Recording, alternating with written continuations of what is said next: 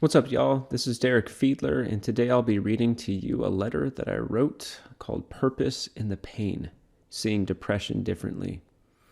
Once I've finished reading the letter, I will be adding some additional commentary.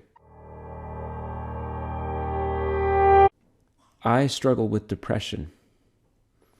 It can weigh down motivation and debilitates forward movement. A few weeks ago, I listened to the podcast Live with the Lows called Digging Out of Depression. The husband-wife co-hosts, one an Orthodox Christian priest and the other a clinical psychiatrist, helped frame depression in a different way. Quote, "My illness is not my identity. What I am feeling is not who I am. It is just what I am struggling with at the moment." A few days later, a wave of depression came over me. Instead of being crushed by it, I treated it more like an annoying cold that would pass over with ginger tea and prayer. Building upon the topic of the last post called The Calling in Your Heart, and two places to find it, it's better to lean into the suffering because pain can produce purpose. Like in Kierkegaard's angst, anxiety can be the tension between the now and not yet, where you are and where you could be, your present self and your potential. It's an indication that it is time to grow, to become more. Rather than being crushed by self-sabotage, I asked, what is the purpose in this pain that I'm going through? The depression pressed me to seek a way out. And in the midst of the despair sprung the most joyful moment I have experienced in years. I watched a video essay on the life and philosophy of Dostoevsky by the Pursuit of Wisdom channel. It has a great section on self-mastery, a topic I originally included in this post but decided to save for a future one. It inspired me to pull The Brothers Karamazov off the shelf and thumb through the pages.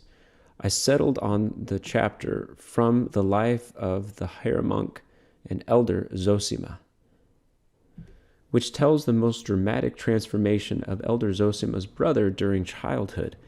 Faced with a diagnosis of death, he was sour, critical, and bitter. Forced to go to church during Holy Week, something changed. He saw the light. He became euphoric, tender-hearted, grateful, apologetic. He saw God and was profoundly touched by the reality of his love. Paradoxically, he was thoroughly detached from the things of this world, yet filled with a sincere compassion for it. He was overflowing with a bubbling inner joy. I was triggered. It was like a window opened in my soul. I flashed back to an earlier time. It was like I stepped into who I was 8 years ago, into a mode of being I had almost forgotten, one that had been more real and retelling than experiencing. It was when, after spending my early adult years exploring non-Christian territories and spiritual practices, I had become reacquainted with Jesus. I approached him as any of the other teachers, Buddha, Sri Ramakrishna, and the like. But this time was different. It was like being dropped into a dunk tank and swallowing the water, only to find that I could breathe the water, and somehow I could breathe better than ever before. I was alive in a way I never knew was possible. It was a mystery. It was a generous gift, the rapture of spiritual ecstasy, the joy of pure contentment. As the old song goes, and the things of earth grew faintly dim in the light of his glory and grace. 8 years ago, I walked about the campus of Santa Rosa Junior College through crowds of thousands of students, and I thought, if they only knew what was happening to me in the inside. I felt like a burning star with legs. Very steadily over seasons of time, the rapture faded. The ontological bar of expectation ratcheted down. I became mortal, affected by spells of despair, chronic anxiety, and the frustrations of practical struggles. I became a husband and a father with a mortgage. The cloud I strode upon lowered to the ground. My goal or necessity of survival was to prove I could be a normal man, a provider and protector of my household. My younger spiritual state proved difficult to transfer to the family and societal levels. It's been a long journey. God, in his kind mercies, seems to have a way of removing grace because it prompts us to move onward and upward. He wants us to become more. He is willing to take away to really give. In any worthwhile marriage, at some point, you come home from the honeymoon and learn to love in the practical functioning of a household. The image of Jonah's shade tree comes to mind, perhaps because it is over 100 degrees at the time of writing. Jonah cursed God for taking his shade tree away, but really God didn't want Jonah to hang out in the wilderness sitting in resentment, rooting for the destruction of the Ninevites. It was for Jonah's good to move on and fulfill a greater purpose. Reading the Elder Zosima passage kindled that inner star within me, the forgotten spiritual state burning with joy. It unearthed the deep rapture of God's love. It reminded the older me of what was possible, a foretaste of what awaited higher up the ladder of divine ascent. I noticed that I have other letters that I've written based on the ladder of divine ascent. You can check those out for more. It showed me what was worth letting go of in order to obtain a greater weight of glory in this life and beyond it. I cried, sweetly, the most joyous tears, the ones that shine. A few questions remain. Would this moment have taken place without the pain? If everything was okay, I wouldn't have sought the teachings on depression and anxiety. I wouldn't have been cued to pick up the Brothers Karamazov, and I wouldn't have come to that passage that acted like a spiritual portal, right? If God didn't remove the little shade tree, would I have been prompted to trudge through the wilderness and discover a most refreshing oasis? Or would I have been content just to sit in the pseudo-joys of normality? Question for you, and really for me. Are you cursing God for removing the shade tree? Are you leaning into the discomfort to discover a greater purpose? Please consider sharing this post with someone you think that needs to read it. There's one footnote in this letter. It says, yes, other interpretations and symbolisms are at play in the story of Jonah. I'm keeping it simple here for the sake of focusing on the topic at hand.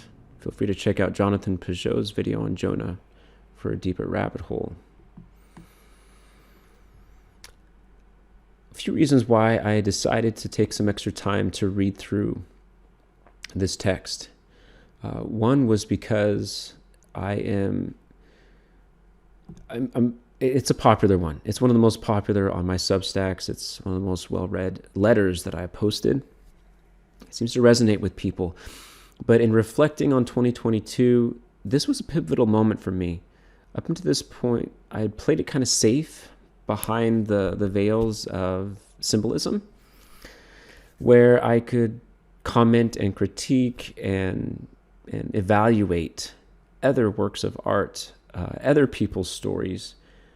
And this is the first time really that I've opened up more about my story, especially my inner life and my journey to where I am today. And I was scared of posting this, honestly. And when I did, things opened up. It resonated with people. It seemed to help people. People wrote in, especially privately, and told me how grateful they were that in my bravery that I posted this.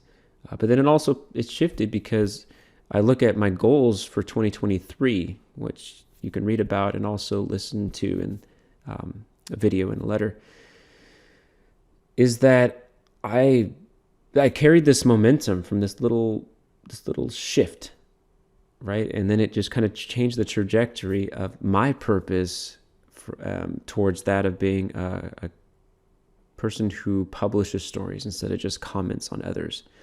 And I led to my commitment and my calling to write my mystical memoir that tells of a very challenging, very exciting, adventurous time in my life, riding my bicycle and traveling through foreign lands and exploring all these different religions and spiritual practices and trips, and then leading to very surprising and enrapturing results.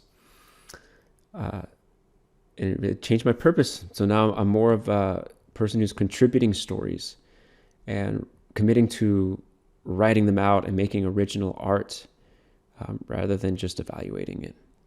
Another really cool thing that happened in this one is Sam Wheatley, that writes the nonprofit leader. He wrote a comment and says, "I'm reading Into the Silent Land," which is this book's right here. And so Martin Laird, he echoes some of your thoughts. This is Sam writing here.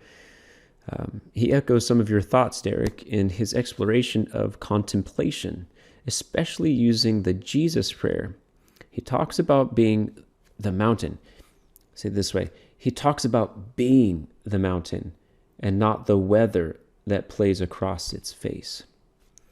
And I left a comment, and we had this cool inter-exchange. He ended up recommending my channel, so anybody ended up listening to this that found me through Sam, hello, great to connect. Thank you so, Sam, for connecting us. And I do highly recommend his Substack, not just if you're a leader in nonprofit, but he has a great way of simply and respectfully sharing his wisdom from years of leadership.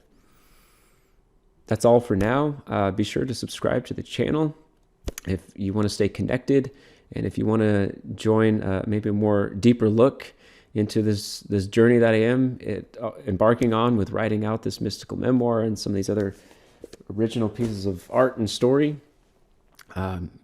consider going over to my website at derekjfiedler.com. I write these letters for free, but I'm also going to be offering some other opportunities for people to sew into my work financially, but then have some member-only engagement as well. Appreciate your attention, and I look forward to the next one.